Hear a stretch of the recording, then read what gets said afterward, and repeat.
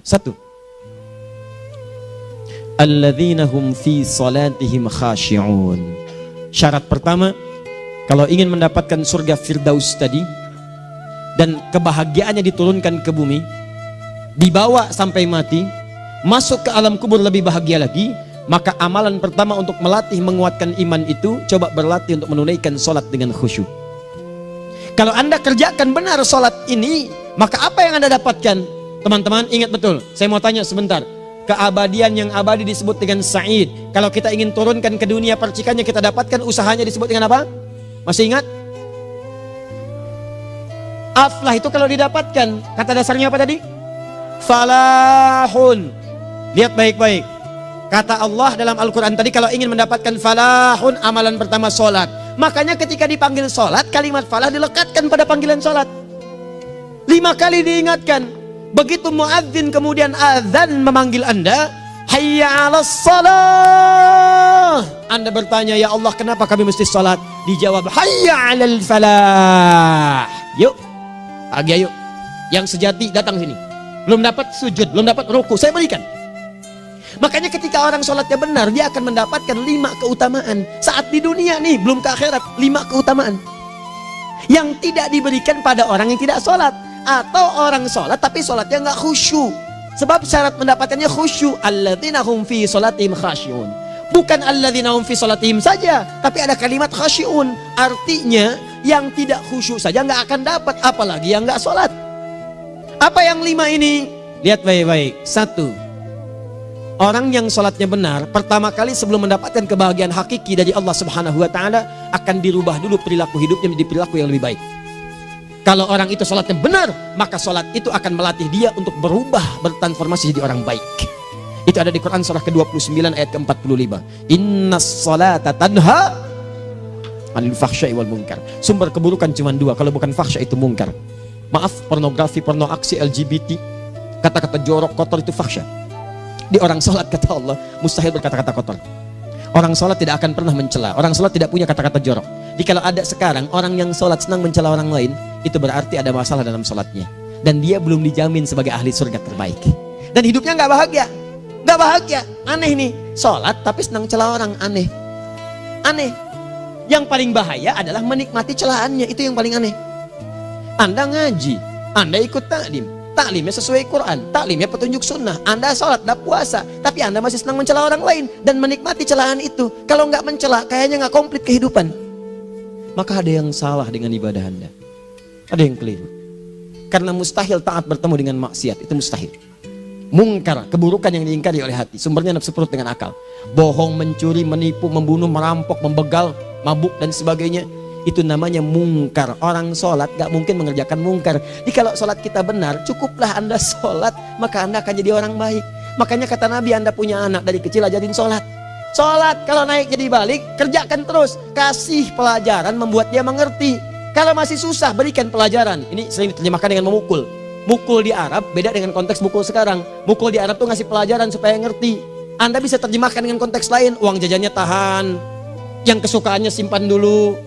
Bisa dengan konteks kekinian, tapi poinnya, kenapa anak Anda dari kecil ajarin sholat, sampai kenalkan dengan masjid, ajari 3 tahun bawa ke masjid, kenalkan dengan masjid, gak ada masalah lari-lari itu sebelum waktu sholat. Kenalkan dulu. Dulu orang-orang tuh begitu, sebelum waktunya dikenalkan, jalan, begitu lari, biarin dulu. Setelah itu diberi pengertian, nah ini bukan tempat berlari, yang berlari di sana nanti, yang di sini nanti akan ada orang-orang baik semuanya. Terus Anda lihat berbaris, baris rapi. Kalau pengen baik ikutan baris nanti. Terus nanti ada yang mimpin di depan, namanya imam. Imam itu siapa ya? Tetangga kita bukan yang Pak Imam, bukan. Bukan. Kalau tetangga kita namanya Imam S. Arifin. Kalau yang ini imam sholat namanya. Imam sholat itu nanti akan pimpin menyembah Allah. Allah siapa ya? Allah itulah yang memberikan ayah rizki. Allah itu yang memberikan ayah rizki sehingga bisa beli tobot buat kakak, beli robokar poli, ini yang poli, ini yang embers, ini yang heli, ini dulu kakak semuanya tuh yang kasih Allah. Nanti kalau kakak bagus bisa ikut rapi di sini, Allah akan senang, akan ditambah lagi oleh Allah. Oh begitu ya, datang begitu caranya. Ini bukannya waktu sholat belum dikenalin tadi bawanya main-main di masjid. Bahkan ada yang agak repot lagi, di rumahnya susah diatur, dibilang, kamu ini susah diatur, main sana ke masjid, disuruh main, ya main di masjid. Yang salah bukan anaknya, orang tuanya. Apa rahasianya anak itu disuruh ke masjid, suruh sholat? Rahasianya, begitu anak itu sholat dengan baik, maka dia akan tumbuh jadi anak baik di kemudian hari. Itu maksudnya. Nah, sekarang saya agak bingung ini, pendidikan TK sekarang salah sih? Enggak, cuma saya agak bingung mikirnya. Ini anak belum diajarin sholat, udah diajarin manasik. Itu bagaimana cara berpikirnya Ferguson? Agak repot saya mikirnya tuh. Ya, walaupun salah sih enggak, cuma saya bingung gitu. Kenapa nggak dikerjakan tahap yang pertama dulu? Tangga itu kan berurutan, nggak bisa Anda lompat langsung ke 5. Kan 1, 2 belum terlewati. Jelas ya? Ah, ini gambarannya. Sholat nih. 1 pasti baik.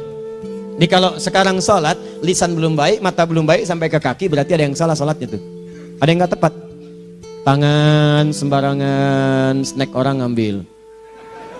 Awas. Tuh sendal orang, mau wudhu nggak ada sendal, pakai sendal orang. Udah bilang belum? Kehujanan pakai payung orang. Udah bilang belum?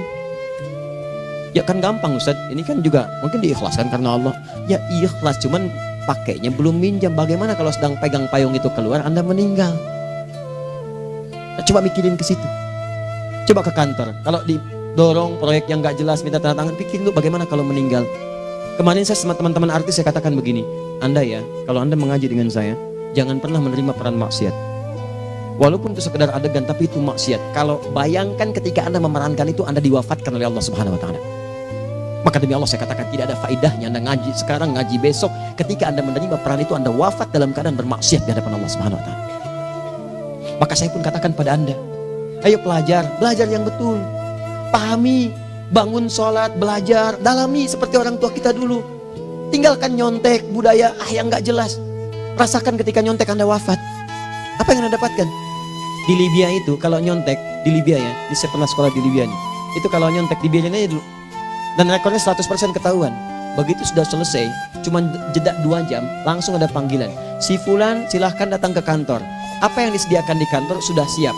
Anda diberi waktu 2 jam dari sekarang, siapkan beres-beres koper Anda. Di sini tertulis Anda akan pulang. Tiketnya sudah lengkap, dikawal 2 orang. Dituliskan di situ anak ini nyontek gak boleh kembali ke sini. Libya. Gak ada zero tolerance bagi yang seperti itu, keluar. Kami gak terima di sini. Harusnya begitu. Gak ada faedahnya. Yang kita butuhkan amalan dari ilmu, bukan nilai-nilai itu sementara. Gak ada. Sudah. Nah ini akhirnya begini kualitasnya nih. Tertulis di ijazahnya bagus, cum laude, IPK-nya 4, tapi gak ada aplikasinya. Yang pintar banyak, kita butuh yang baik, pintar yang baik. Sekarang yang pintar banyak, kepintarannya dipakai untuk nipu orang. Itu yang bahaya. Ahli hukum banyak yang dihukum. Ahli ekonomi tidak bisa mengangkat perekonomian. Apa yang salah? Apa yang salah? Ini yang jadi persoalan. Tapi dasar manusia begitu di sidang mulai pakai peci, pakai baju koko, pakai tasbih, ada yang pakai kerudung. Luar biasa. Nih 2. Orang kalau sholatnya benar, Allah akan berikan ketenangan dalam jiwanya. Tenang hatinya. Jangankan musibah kecil, musibah paling besar pun tenang aja dia. Tenang, dia paham rumusnya. Allahu Akbar. Turun Quran.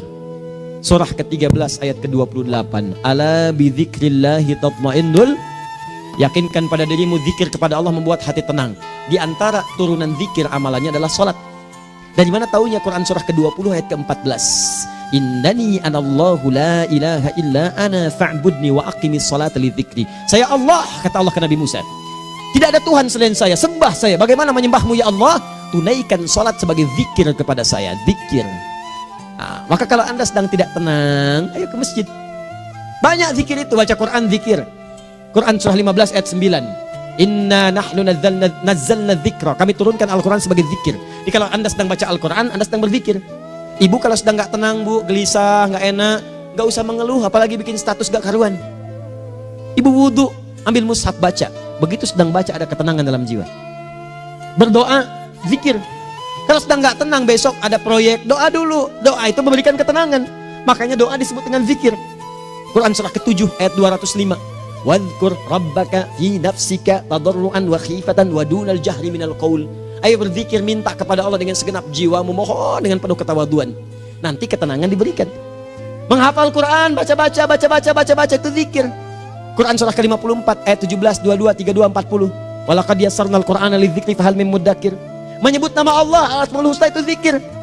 Sedang ada persoalan, ya Allah, ya Allah, ya Allah, ya Rahman, ya Rahim, ya Malik, ya Qudus, ya Allah, ya Allah, ya Allah, ya Allah. Zikir. Dalilnya Quran surah kedua ayat 152. Fadhkuruni azkurkum. Sebut namaku, zikir. Apapun akan mengingatmu. Gimana menyebutnya? Ditafsir di Quran surah 17. Ayat keberapa? 110. Qulidullah awid rahman ayyamma tad'u falahul asmaul husna. Sebut nama Allah. Itu menenteramkan pada jiwa. Sedangkan sholat gabungan dari semua zikir tadi. Bukankah dalam sholat Anda baca Al-Quran?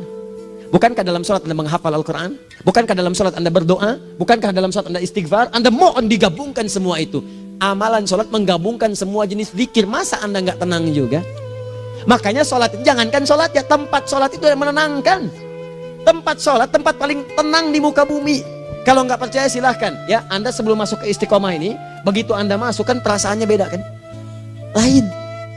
Silahkan cek, kalau cari ketenangan datang ke masjid. Masuk, wudhu masuk, sholat 2 rakaat, tenang.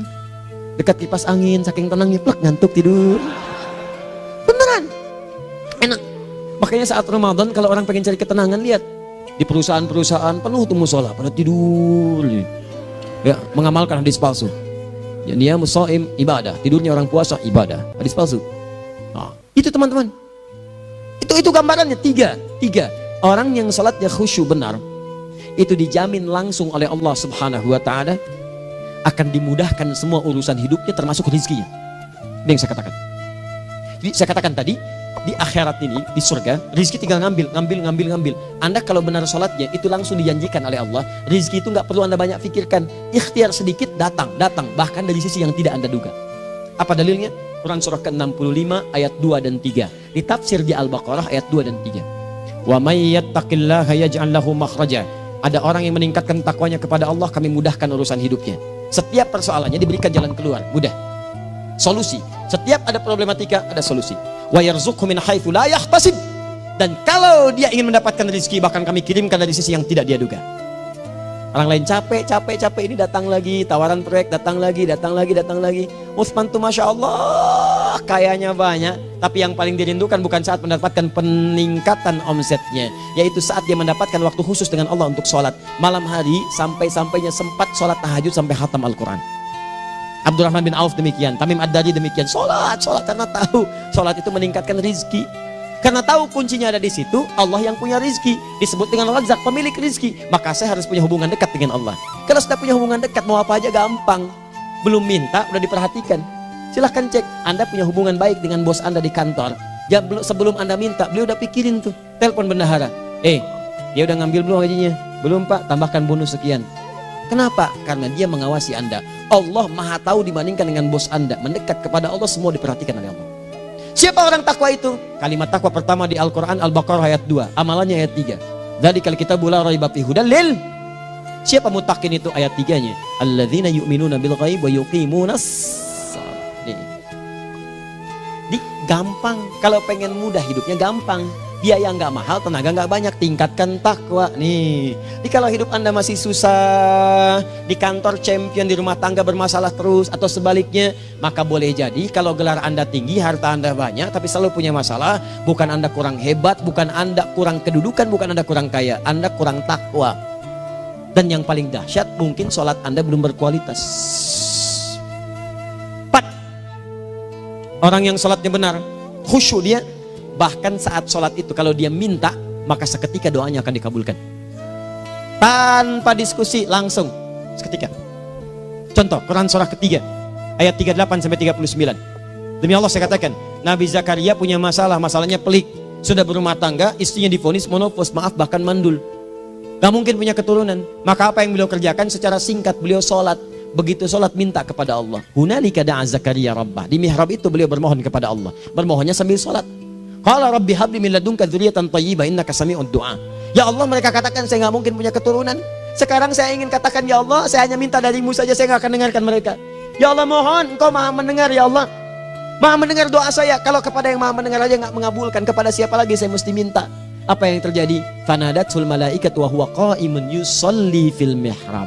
turun malaikat mengabarkan, sedangkan beliau masih sholat, belum selesai dalam sholatnya. Sholat khusyuk itu belum selesai sholat aja dikabulkan, doa sudah turun. Sholatnya belum selesai, doa sudah dikabulkan. Annallaha yubashshiruka bi Yahya. Allah kasih kabar gembira, doa kamu didengar, dikabulkan, kamu akan punya anak, namanya langsung dari Allah Yahya, artinya hidup yang mustahil menurut manusia. Lahir seorang dari rahim perempuan yang menepus dan mandul, bayi yang hidup, kata Allah nggak ada yang mustahil bagiku, jadi dan jadi dia. Berita baiknya, Nabi Zakaria sholat dikabulkan. Umat Nabi Muhammad sebelum sholat sudah ditunggu oleh Allah, mau minta apa aku kabulkan sekarang. Hadisnya qudsi, saya bacakan. Hadatsana qala Rasulullah sallallahu alaihi wasallam, qala Allahu azza wa jalla, qasamtu shalah baini wa baina abdi. Kata Allah, saya bagi dua ya salat antara aku dengan hambaku. Wali abdi ma sa'ala. Kalau hambaku benar salatnya, aku berikan apapun yang dia minta sekarang. Idza qala al-abdu alhamdulillahi rabbil alamin. Bagian pertama, kalau hamba benar dibaca Al-Fatihahnya dari alhamdulillahi rabbil alamin, kalau Allah azza wa jalla dijawab oleh Allah, hamadani abdi, hambaku sedang memujiku. Wa idza qala ar-rahmanir rahim, jika hambaku berkata ar-rahmanir rahim, qala Allah azza wa jalla athna alayya abdi, hambaku sedang menyanjungku. Wa idza qala maliki yaumiddin, qala Allah azza wa jalla majjadani abdi, kalau hambaku mengatakan maliki yaumiddin, kata Allah hambaku sedang mengagungkanku. Perhatikan sekarang. Wa idza qala al-abdu iyyaka na'budu wa iyyaka nasta'in, jika hambaku berkata sekarang, ya Allah, kami sekarang ibadah, sholat menyembahmu, dan kami sekarang sedang punya masalah, kami hanya minta tolong kepadamu ya Rabb. Apa jawabannya? Beda dengan sebelumnya. Kata Allah, hadza baini wa baina abdi, inilah perjanjian antara aku dengan hambaku. Wali abdi, kalau hambaku benar khusyuk sholatnya sampai detik ini, baru sampai Al-Fatihah itu pun belum tuntas, baru sampai Al-Fatihah itu pun belum tuntas. Kalau benar bacaannya betul, sholatnya dari takbir sampai dengan selesainya, sampai ayat itu, iyyaka na'budu wa iyyaka nasta'in, kata Allah, masalah apapun yang dia minta sekarang aku akan kabulkan. Besok saya kasih rahasia yang di KBP, ada awal pembuka di awal sebelum Al-Fatihah yang kalau anda benar bacanya itu pengantar kepada pengabulan doa di Al-Fatihah. Apa itu? Besok. 5. Yang kelima ini yang paling diharapkan, dan ini penutup dalam kajian kita malam ini. Teman-teman sekalian, perhatikan baik-baik. Jika anda benar mengerjakannya, maka Allah akan jamin langsung anda akan mendapatkan kesuksesan dan kebahagiaan di semua aktivitas anda. Kalau jadi suami, suami yang sukses, rumah tangga yang bahagia. Kalau jadi pegawai, pegawai yang sukses, dan di kantor bahagia. Masih ingat? Kesuksesan yang menghadirkan kebahagiaan, konteksnya dunia disebut dengan falah, dipegang disebut dengan aflah. Dikembalikan lagi ke atas, ke surah ke-23 ayat 1 dan 2. Qad aflahal mu'minun. Apa amalannya? Alladzina hum fi salatihim khashi'un. Persoalannya, kalau anda sholat belum mendapatkan satu di antara 5 ini, apa masalahnya? Pertama masalahnya, kata Al-Quran, boleh jadi yang sholat itu belum khusyuk. Apa itu khusyuk? 2 maknanya, dan saya tutup di sini. Apa yang 2 itu? 1, kebanyakan orang sholat masih membawa dunia dalam sholatnya. Makanya kalau pengen khusyuk, kata Allah, maka anda rasakan akan bertemu Allah. Rumusnya Quran surah kedua ayat 45 sampai 46. Rasakan secara singkat, mungkin itu sholat terakhir yang anda akan kerjakan dalam kehidupan. Mungkin di sholat itu anda wafat. Kata Allah, alladzina yadhunnuna annahum mulaqu rabbihim. Orang khusyuk itu sudah kelihatan dari sebelum sholat, dia sudah merasa persiapan menghadap Allah. Persiapan ke manusia aja, dia sudah siap-siap, mandi dulu, ganti pakaian, pakai parfum, macam-macam dan sebagainya, hanya memenuhi undangan manusia. Allah mengundang anda 5 kali dalam sehari. Ya maaf, mengabulkan doa anda, mencukupkan kebutuhan, menyembuhkan kalau sakit, disiapkan anda. Harusnya apa? Penampilan sempurna. Kata Quran, orang khusyuk itu kelihatan sebelum sholat, pakaiannya kelihatan. Quran surah 7 ayat 31, ya bani Adam khudhu zinatakum inda kulli masjid. Hai anak cucu Adam, kalau tiba panggilan dari masjid, kenakan pakaian terbaikmu. Di anak cucu Adam tuh kelihatan. Kalau orang khusyuk, begitu adzan kelihatan pakaiannya lain, pakaiannya indah. Khudhu zinatakum, kenakan pakaian terbaikmu. Dipakai, bertemu Allah, bertemu manusia aja pakaian bagus-bagus. Ini aneh ya, ada orang salah ibadah aja, orang salah ibadah pakaiannya bagus-bagus. Lihat nih hari-hari tertentu, besok tuh orang mau ke tempat masing-masing tuh, ada yang pakai jas, pakai dasi, pakai batik, pakai kebaya, anaknya dibawa, dikuncir 2, bawa manisan macam-macam. Mau salah ibadah aja tampilan bagus. Masa antum yang benar ibadahnya nggak bagus? Bedakan pakaian futsal, pakaian sholat ganti dengan yang sholat. Ini gimana pakaian sholat pakai pakaian futsal? Depannya gambar Messi, belakang Ronaldo. Repot. Malaikatnya juga bilang, kamu salah baju, harusnya Luka Modric.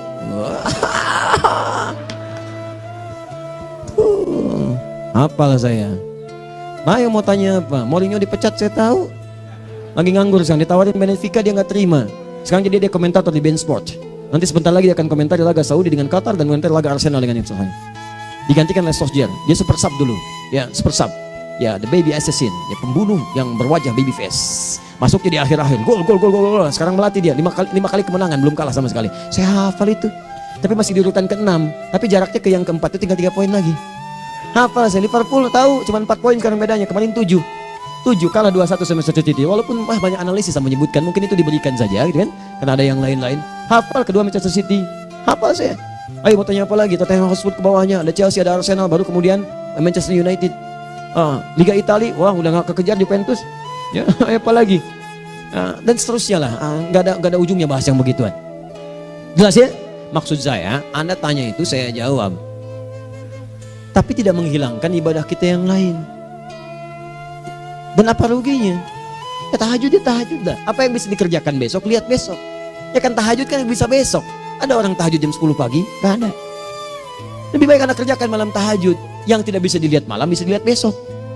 Cara berpikirnya bagaimana kalau besok meninggal? Gak kesampaian teman-teman sekalian. Gak kesampaian. Nah maka dari itu, Anda kalau mau ada panggilan sholat, siap-siap baju yang bagus. Itu sempurnakan. Anda panggilan orang mandi, panggilan Allah, buka Quran surah 5 ayat 6, sempurnakan wudu. Ya ayyuhalladzina amanu idza qumtum ila shalah faghsilu wujuhakum, wudu yang baik. Berpakaian yang rapi. Kenapa? Karena boleh jadi saat dipanggil Anda wafat saat itu. Maka wafat Anda dalam keadaan yang suci, dengan keadaan tobat, dengan pakaian terindah pada saat itu. Yang kedua, maaf, orang-orang kurang khusyuk itu saya tutup. Yang kedua itu karena kebanyakan orang sholat tidak paham, tidak mengerti apa yang dibaca dan dilakukan dalam sholatnya. Jujur pada diri sendiri, jawab pada diri Anda. Sampai sekarang Anda sholat, berapa persen bacaan sholat yang Anda pahami? Jangan-jangan selama ini Anda sholat ribuan kali sujud, ribuan kali ruku, gak ada yang paham yang dibaca. Sekian persen yang paham, bagaimana sholat Anda bisa khusyuk? Pekerjaan Anda dipahami, urusan akhirat Anda gak dipahami. Di mana cara berpikirnya? Aku yang bagaimana atau engkau yang harus bagaimana? Ya, coba berubah. Nah ini baru satu amalan, belum yang lainnya. Ada 5 amalan lagi yang kalau kita bisa turunkan itu, selain sholat yang khusyuk, maka jaminan tadi akan datang. Baru sholat khusyuk aja 5 datang, apalagi ditambah dengan 5 amalan lainnya lagi. Demi Allah saya katakan, dunia kecil sekali, gak ada nilainya. Akhirat aja enak, nikmat.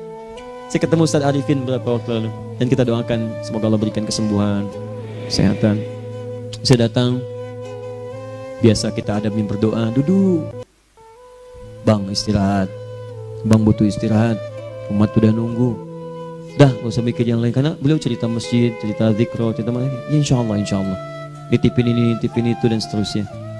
Dan yang paling indah adalah, wah bang kita saling panggil weekend. Nikmat, gak ada yang senikmat ini. Zikir, Allah, doa. Nah bayangkan sakit tapi masih nikmat gitu. Nikmat. Iya bang, saya paham. Istirahat dulu. Banyakkan nanti orang jengkuk. Saya pamit dulu ya, supaya bisa istirahat, supaya tenang. Lama kita pegangan tangan, ngobrol, saling mendoakan. Itu nikmat. Dan cara berpikirnya kalau sudah pakai iman, semua nikmat. Ada uang nikmat, gak ada uang nikmat, sakit nikmat. Karena cara berpikirnya lain. Nanti kita bertemu lagi, saya terangkan pada Anda. Dan saya contohkan satu kisah. Bahkan ketika ada orang yang diuji Allah dengan ujian yang sangat luar biasa, yang menurut sementara orang itu ujian sangat luar biasa menggetarkan jiwanya dan susah untuk bertahan, tapi orang ini nikmat saja menjalaninya. Nikmat. Ada yang di rumah tangga, ada yang di macam-macam. Contohnya banyak. Satu contoh saya berikan di malam ini. Sekali suami istri, wah luar biasa. Istrinya itu cerewetnya Pak, bukan cuma cerewet, ngeselin bagi suaminya. Maaf Bu ya, bukan ibu maksudnya. Jadi semua yang dikerjakan suami salah. Pengen mangga, ayah kalau kita sekarang dibeli mangga. Kenapa mangga yang ini? Saya pengennya mangga yang lain. Belikan mangga. Kenapa beli mangga aja? Jeruknya mana? Jeruk. Semua. Pokoknya semua yang kerjakan suami salah. Tapi suami tidak pernah mengeluh. Ini kerjakan, itu kerjakan. Satu kali, perhatikan cara memandangnya. Ketika iman sudah masuk ke dalam jiwa. Kata temannya, akhi, istri kamu ini begini, nyusahin kamu. Kenapa kamu gak cari yang lain? Kan gampang ada syariat. Udah pisahin aja, cari yang lain. Kamu tenang ibadah. Apa jawabannya? Hey, Allah sudah turunkan surga ke saya lewat dia. Kenapa kamu meminta saya untuk menjauhinya dan meninggalkan surga saya? Di cara melihat dia, bukankah ketika ada berbagai keluhan saya sabar? Bukankah sabar mendekatkan saya ke surga? Allah kirimkan tipikal istri seperti ini supaya mendekatkan saya ke surga. Dengan itu kan saya banyak pahala. Saya sabar, pahala banyak. Sudah Allah berikan pahala kepada saya. Kamu malah nyuruh saya untuk berpisah dengan pahala itu. Perhatikan cara berpikirnya. Indah. Kalau rumah tangga seperti ini semuanya enak gitu. Suaminya biasa-biasa, istrinya cantik, luar biasa. Begitu berdandan kelihatan, kata suaminya, Masya Allah, wajahnya tak berpaling, mata tak berkedip. Kata istrinya, ya zauji madzabik, sayang kamu kenapa? Wallahi syakiran lillah bihadari, demi Allah aku bersyukur mendapatkan istri secantik kamu. Kata istrinya, nahnu fil jannah zauji, kita berdua di surga. Kata suaminya, kok bisa begitu jawabanmu? Iya, kamu bersyukur dengan keadaanku, aku bersabar dengan keadaanmu. Catat. Bukankah orang syukur dan sabar di surga? Tuh lihat, canda-canda orang-orang soleh itu begitu. Nikmat ketawa walaupun nyelekit di hati. Cuman bawaannya enak gitu. Nah, nanti itu ada tuh, nanti saya turunin tuh. Yang di rumah tangga, yang ini, yang itu nanti. Kapan? Pertemuan berikutnya. Ya, jadi kita cukupkan dulu di malam ini apa yang kita pelajari supaya nanti nggak terlampau banyak kita dapat materi. Cuma sayang sedikit mengamalkan. Saya sudah tuangkan di sini. Banyak saya tuliskan termasuk di keluarga, di macam-macam. Ini saya tulis tapi silahkan Anda baca. Kalau ada manfaat silahkan dapatkan. Kalau ada yang kurang silahkan sampaikan untuk dikoreksi. Semoga Allah muliakan kita semua insya Allah. Sekali lagi, perbaiki hidup. Jangan banyak mainnya. Dan sudah, jangan banyak membuang dengan yang sia-sia apapun yang dihadapi. Sekali lagi, tolong jaga kondusivitas, bantu negara kita, ketertiban, keamanan. Kalau saya menyampaikan sesuatu ada singgungan dengan yang kekinian, itu maksudnya koreksi masukan-masukan supaya diperbaiki. Tapi tetap dalam urusan pemilihan kita punya pilihan masing-masing yang tidak boleh dipaksakan. Jelas ya? Baik, jadi ya saya sampaikan sekali lagi. Pertama, pilih mana? Anda dipaksa harus ikut, atau yang kedua, kita bebas memilih sesuai. Dah. Sudah ya. Jadi kita akhiri, subhanakallahumma bihamdika asyhadu an la ilaha illa anta astaghfiruka wa atubu ilaik. Wa akhiru da'wan alhamdulillahirabbil alamin. Berjumpa besok sesi terakhir fikih ikhtilaf di Masjid Ar-Rahman Kota Baru Parahyangan. Assalamualaikum warahmatullahi wabarakatuh.